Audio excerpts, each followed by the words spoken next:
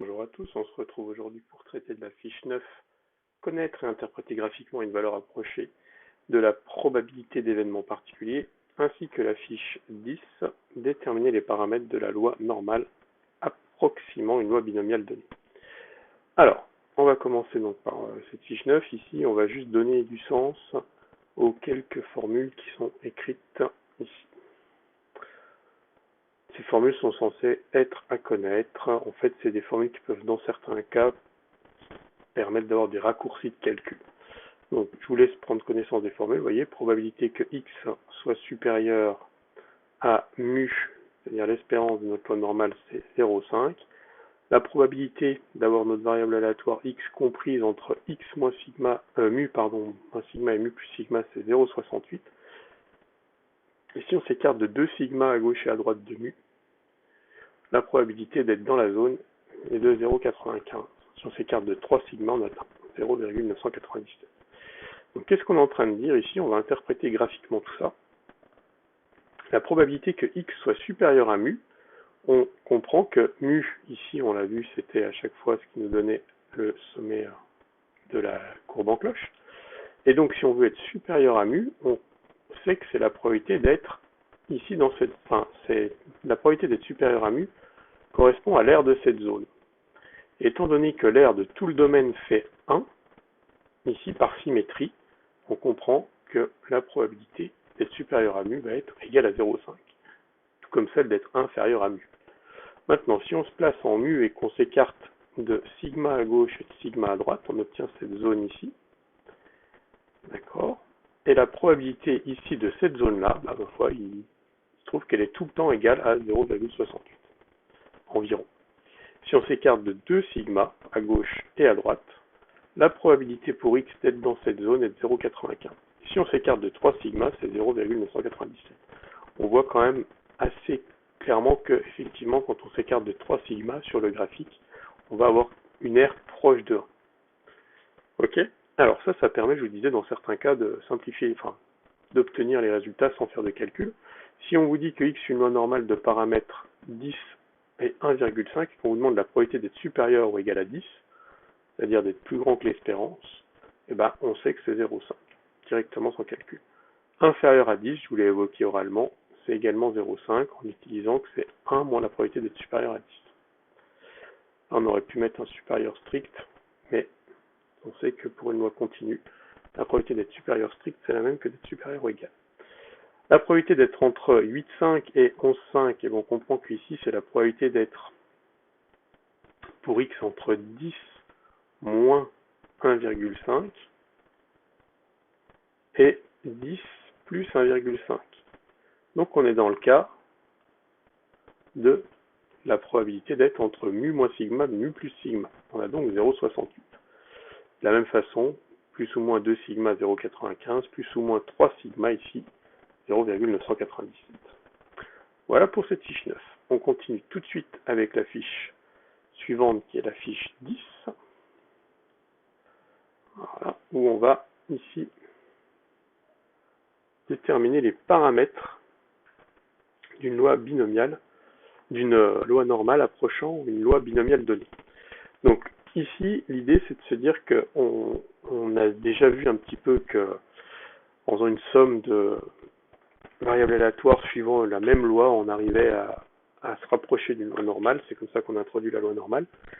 Là ici, on n'a pas besoin de savoir que la binomiale c'est une somme de variables aléatoires, mais c'est le cas quand même.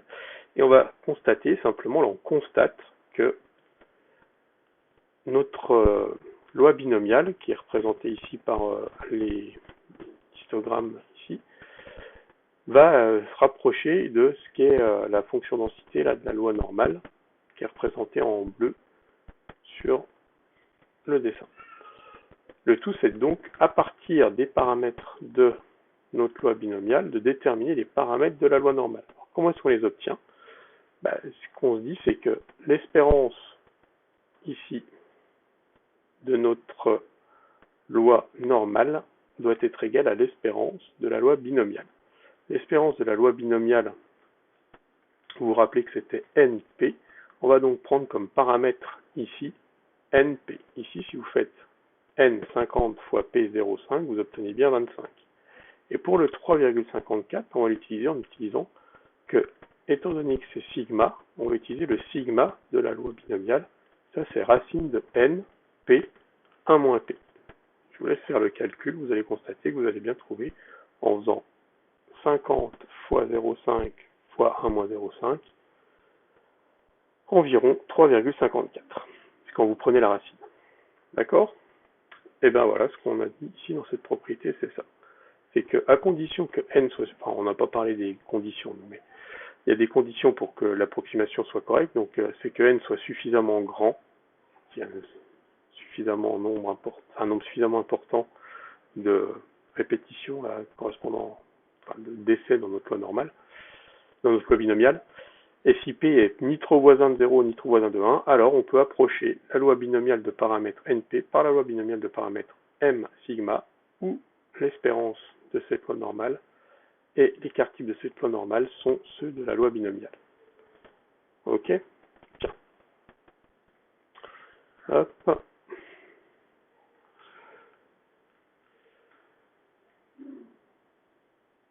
On va regarder ce que ça donne, cette approximation. Donc, si on prend une loi ici binomiale de paramètres 300 et 0,6 et une loi normale de paramètres 180-72, je vous laisse vérifier qu'on a bien pris les valeurs qui correspondaient à np et racine de np 1 moins p. Dans ce cas-là, on va voir ce que ça donne. Si je cherche la probabilité d'être inférieur à 170 pour x, on obtient 0,13 avec les outils qui sont à notre disposition. Pour y, on obtient 0,12. Donc on peut se dire, ouais, c'est pas mal. Mais si on regarde d'un petit peu plus près, on va voir que ici on a ça, 0,1316, et là 0,1193. Donc c'est pas si terrible que ça. Et si on fait un autre exemple ici, entre 178 et 180, on a ici une différence pour l'une et l'autre qui est quasiment de plus d'un tiers de la valeur. Donc là, on est carrément dans quelque chose de pas satisfaisant du tout. Alors pourquoi est-ce que ça se passe comme ça? C'est parce qu'on est en train d'approcher ici une loi discrète par une loi continue. Donc, si vous regardez un petit peu ce qui se passe là, on comprend qu'on ne peut pas vraiment le faire de façon aussi tranchée. C'est-à-dire qu'on ne peut pas s'arrêter à 178, là, je ne sais plus, 180, de la même façon pour les deux lois. L'idée, pour avoir quelque chose de plus intéressant, c'est de faire ce qu'on va appeler une correction de continuité. En fait, on va faire un petit peu la même chose que ce qu'on ferait en stats quand on fait un calcul de moyenne dans des classes, où on va centrer, on va remplacer chaque classe par son centre. Ici, ce qu'on va faire, c'est que on va se dire que le nombre 170, par exemple, on va le remplacer par l'intervalle 169,5, 170,5. On va se dire que finalement, pour être à 170, dans la loi binomiale, nous, dans notre loi qui est une loi continue, on va dire que ça va être de 169,5 à 170,5. Et après, si on veut être à 171, on comprend qu'on va aller, pareil, de 170,5 à 171,5. Ça permet un petit peu, si vous voulez, de ce qui était discret, le comprendre comme du continu en faisant comme ça. Donc, ce que je vous dis ici, c'est que pour corriger le fait de remplacer une loi discrète par une loi continue, on fait cette histoire de correction de continuité en remplaçant une valeur k de la loi discrète p de x égale k par l'intervalle k moins 0,5. Vous voyez, là on avait 170 moins 0,5, 170 plus 0,5 pour la loi continue. Donc si on doit calculer inférieur à a, on comprend qu'il va falloir qu'on aille jusqu'à 0,5 de plus que a et calculer la probabilité d'être inférieur à a plus 0,5 pour la nouvelle loi. Ici, y, ce que j'appelais y, là, j'aurais pu mettre y. Et ici, y, pareil. Vous voyez ce que je veux dire, c'est là, ça, ce serait y, là, et là, y avec ce qu'on avait comme valeur juste avant. On va voir ce que ça donne avec cette correction de continuité dans l'exemple qu'on avait tout à l'heure. Donc, la probabilité dans notre exemple précédent d'être inférieure à 175, c'est 0,1193. 0,1314, qui là pour le coup est vraiment très proche de 0,1316, et d'être entre 177,5 et 180,5, c'est 0,1394, qui est également très proche de 0,1391. Donc avec la correction de continuité, là on obtient des résultats intéressants parce que valables. Voilà qui termine la fiche 10.